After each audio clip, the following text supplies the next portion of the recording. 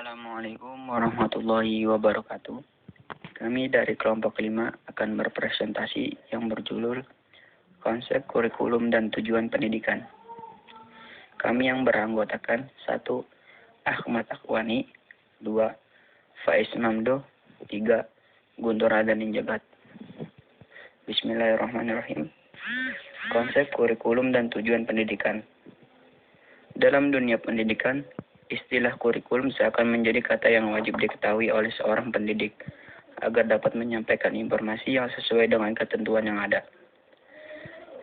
Dari masa ke masa pula, perkembangan kurikulum di Indonesia mengalami inovasi-inovasi yang bertujuan untuk terciptanya sebuah kurikulum yang mendidik dan membentuk karakter peserta didik.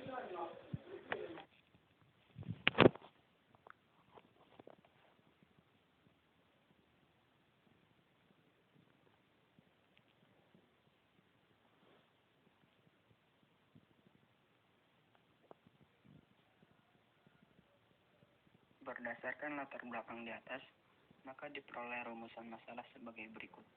A. Bagaimana konsep dasar kurikulum? B. Apa fungsi dari kurikulum dalam pendidikan? C. Bagaimana kedudukan kurikulum dalam pendidikan? D. Bagaimana langkah-langkah dalam pengembangan kurikulum?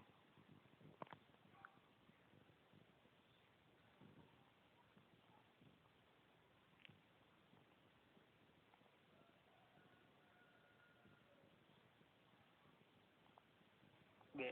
Fungsi kurikulum dalam dunia pendidikan. Kurikulum dalam dunia pendidikan memiliki ragam fungsi yang sangat menunjang terlaksananya kegiatan belajar mengajar yang diinginkan. Kurikulum tidak hanya berfungsi bagi pendidik dan peserta didik, namun juga berfungsi bagi komponen yang ada dalam pelaksanaan pendidikan.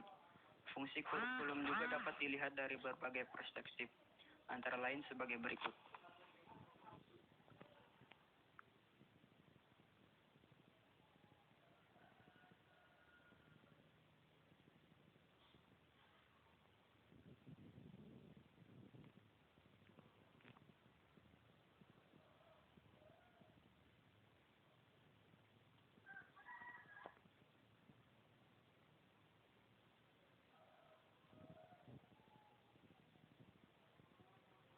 Satu, fungsi kurikulum bagi sekolah. Kurikulum berfungsi sebagai alat untuk mewujudkan tujuan pendidikan pada masing-masing jenjang atau satuan pendidikan yang ada. Pada gilirannya merupakan pencapaian tujuan pendidikan nasional. Kurikulum juga digunakan sebagai pedoman untuk mengatur kegiatan-kegiatan yang dilakukan di sekolah. Fungsi kurikulum bagi sekolah pada tingkat berikutnya adalah untuk menjaga keseimbangan, kesesuaian, dan keteraturan serta urutan dalam proses pembelajaran selanjutnya.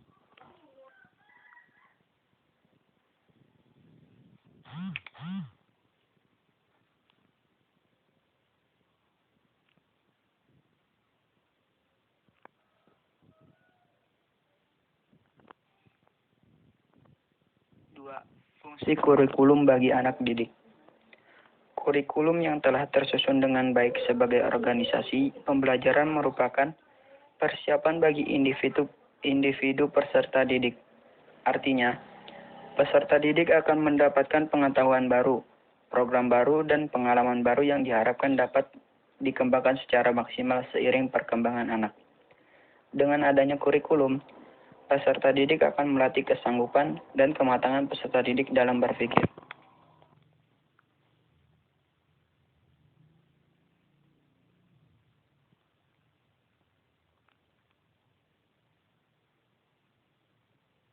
Tiga, fungsi kurikulum bagi pendidik. Guru merupakan faktor kunci atau key factor dalam keberhasilan suatu kurikulum. Artinya, guru tidak hanya berfungsi sebagai pengembangan kurikulum, tetapi juga sebagai pelaksana kurikulum. Bagi guru, memahami kurikulum merupakan suatu hal yang mutlak.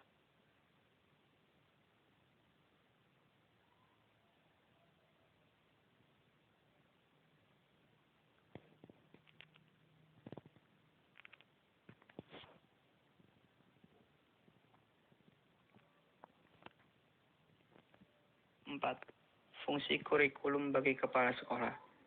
Fungsi kurikulum bagi kepala sekolah merupakan pedoman untuk mengatur dan membimbing kegiatan sehari-hari di sekolah, baik kegiatan intrakurikuler, ekstrakurikuler, maupun kokurikuler.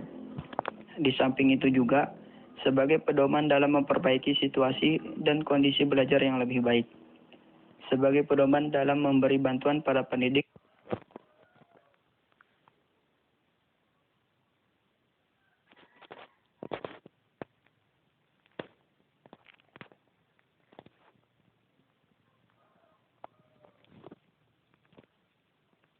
C. Kedudukan kurikulum dalam pendidikan. Dalam kehidupan bermasyarakat, kita mengenal pendidikan formal dan informal. Pendidikan informal adalah pendidikan yang dilaksanakan tanpa ada acuan tertulis. Pendidikan informal ini bisa didapatkan di lingkungan sekitar, seperti keluarga dan lingkungan masyarakat. Sedang pendidikan formal adalah pendidikan yang memiliki dasar acuan yang jelas dan tertulis dalam menjalankan proses belajar mengajar. Dalam pendidikan formal,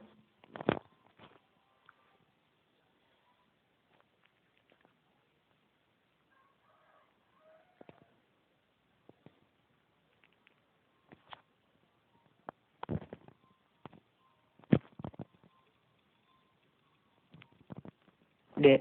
Langkah-langkah pengembangan kurikulum.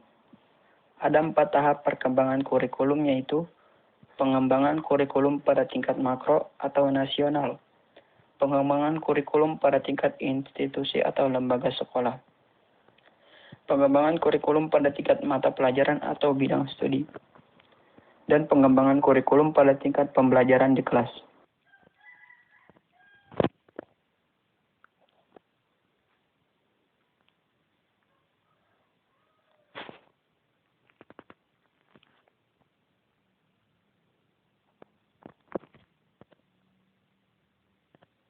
Demikianlah presentasi dari kami, kelompok 5. Kurang lebihnya mohon maaf. Akhirul kalam, wassalamualaikum warahmatullahi wabarakatuh.